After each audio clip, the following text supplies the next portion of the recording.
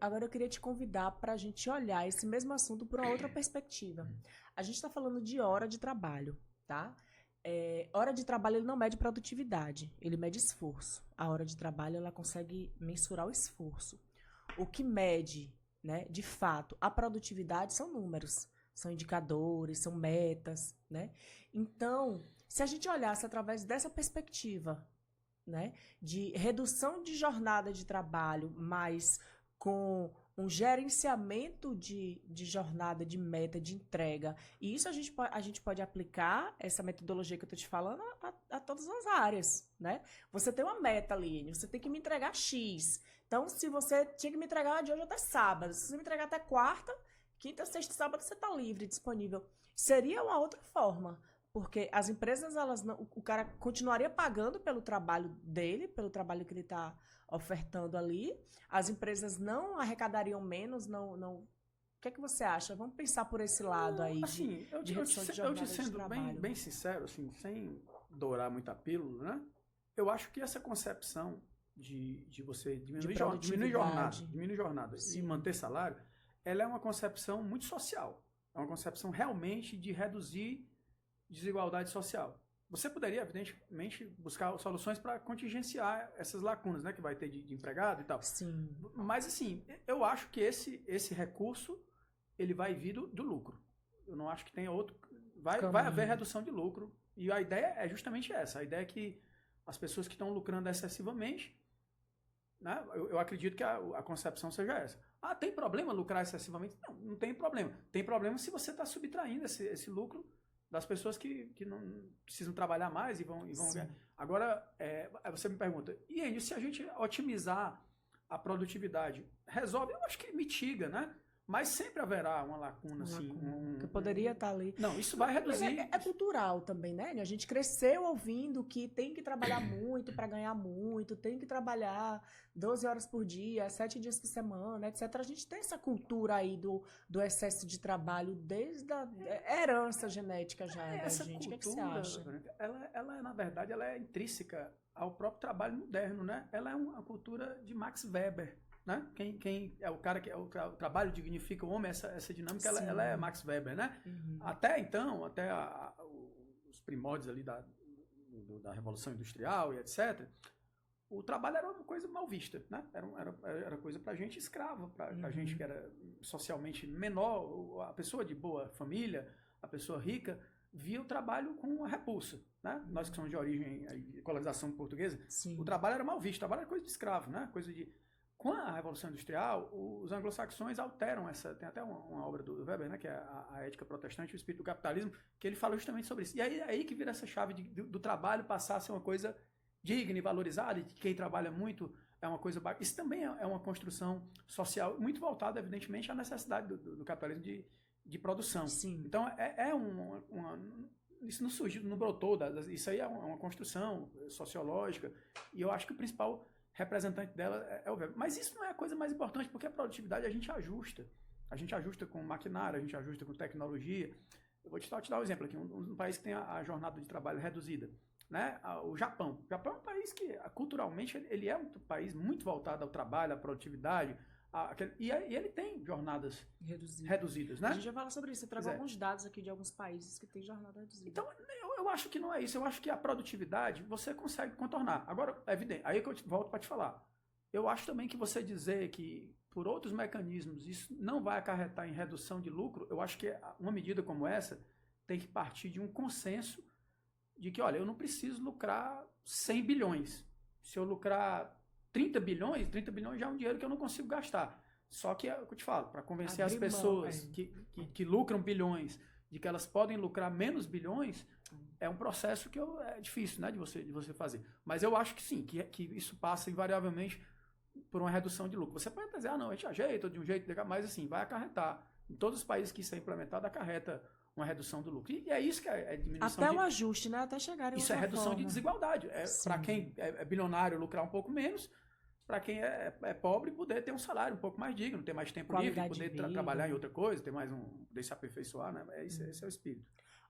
Eu trouxe aqui dados da Organização Mundial de Saúde, né, e da Organização Internacional do Trabalho, que 745 mil pessoas morreram nos últimos anos, porque esse número de mortes está ligada à carga horária, à alta carga horária, né, de 55 horas semanais. As mortes por doenças cardiovasculares também e acidente vascular cerebral. Esse número, né, 745 mil pessoas, o estudo que foi feito até 2021, ele traz esses dados que houve um aumento, né, relacionados às longas horas de trabalho, e as doenças cardiovasculares, mortes por doença cardiovascular, aumentou em 42%, e morte por acidente vascular cerebral, que é o AVC, aumentou em 19%.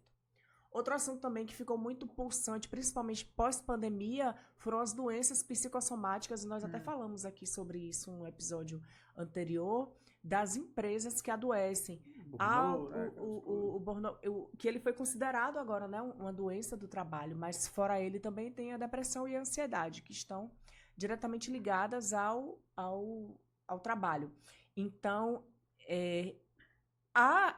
essa discussão, ela, na sua opinião, óbvio, ela vem no momento, porque a gente vem numa crescente aí, ó. Inclusive, tem dados aqui, ó, do INSS, que no ano de 2023, o INSS concedeu 281.041 benefícios por incapacidade devido a transtornos mentais e comportamentais, o que representa um aumento de 40% em relação ao ano anterior.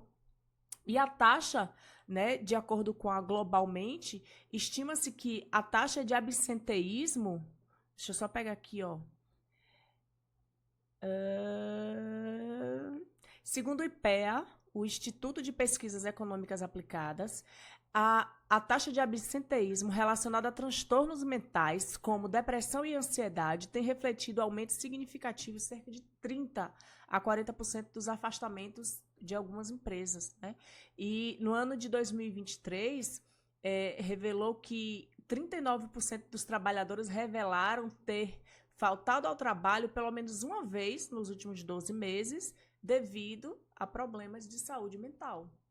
Então, como você falou, essa discussão ela é mais social, né? Ela é mais sociológica, porque essas feridas elas estão abertas, as pessoas estão mais adoecidas, sim, e as altas jornadas de trabalho também têm sido, né, comprovadamente, né? Os dados que trazem são institutos aí renomados.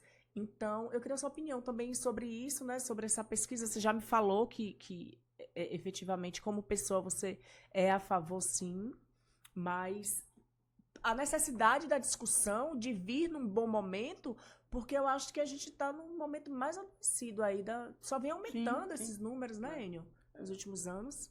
Nós estamos numa grande crise, né, do capitalismo. Eu vejo esse momento como um momento de crise capitalista muito profunda, talvez uma das mais profundas. Só fazendo aqui um aparato histórico para contextualizar isso, a gente teve o capitalismo com o final da Segunda Guerra Mundial. A gente vive lá a era pós-quebra da Bolsa de Nova York, entrando para a Segunda Guerra Mundial, o momento era de ouro do capitalismo, né? Que é o que a gente conhece aí por Fordismo, né? Na economia, o keynesianismo, era o presidente lá dos Estados Unidos, o Roosevelt.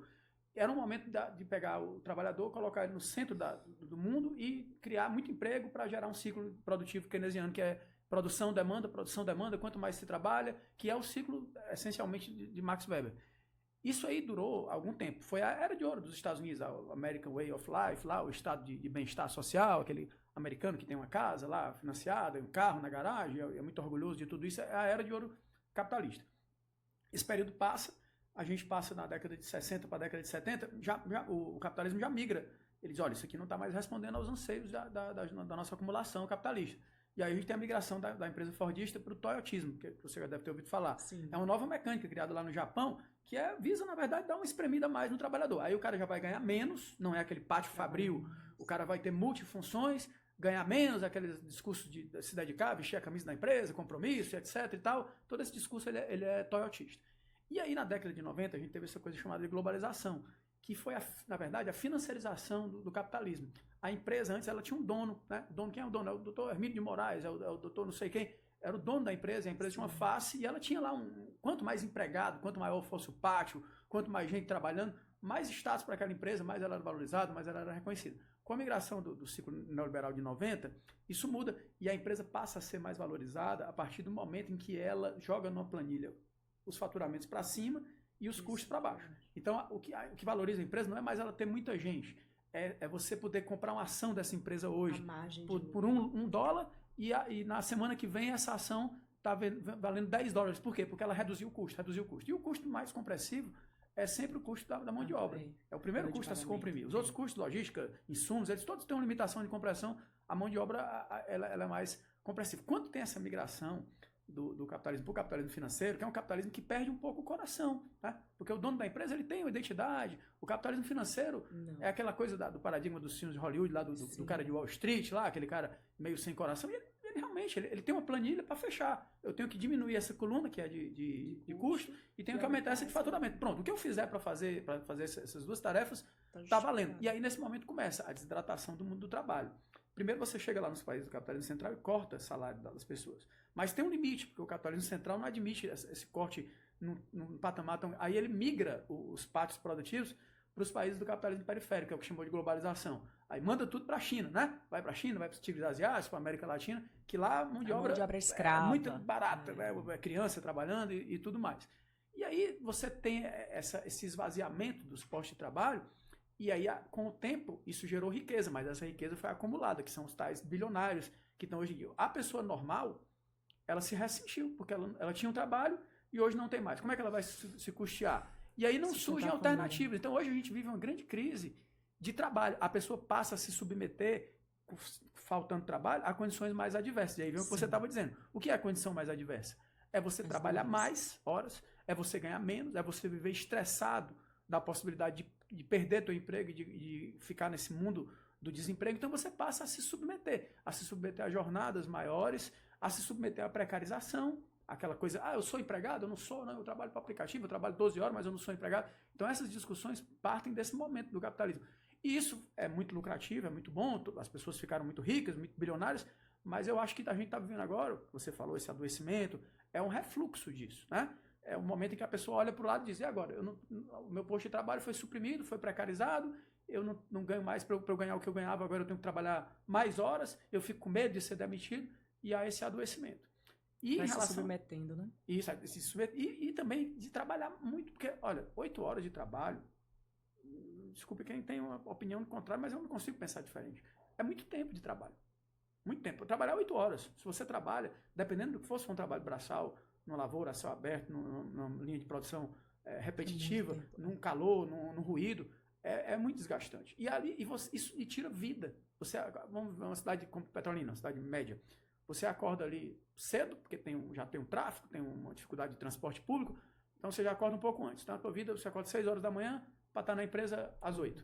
Aí trabalha das 8 até às 18, porque são 8 horas, mas tem o intervalo de almoço, né? Então, aí você passa o dia todo lá, das 8 da manhã às 18. Depois chega em casa já umas 8 horas da noite. Você só vai ter das 8 da noite, isso eu estou dizendo uma jornada corriqueira, né? Você vai ter, e aí se for mulher, vocês sabem, a mulher tem a tripla jornada, vai ter que cuidar de filho, o patriarcado instituiu que a responsabilidade é dela, e ela vai ter que se virar para fazer as outras coisas, cuidar de casa, fazer comida e etc. E aí qual é o tempo que a pessoa tem para viver, né? Para se dedicar? Isso impede, primeiro adoece, como você está falando, porque a pessoa vira um escravo do trabalho. Isso tem que dar graças a Deus que está empregado. Né? E por outro lado, nos barra qualquer proposta de ascensão social.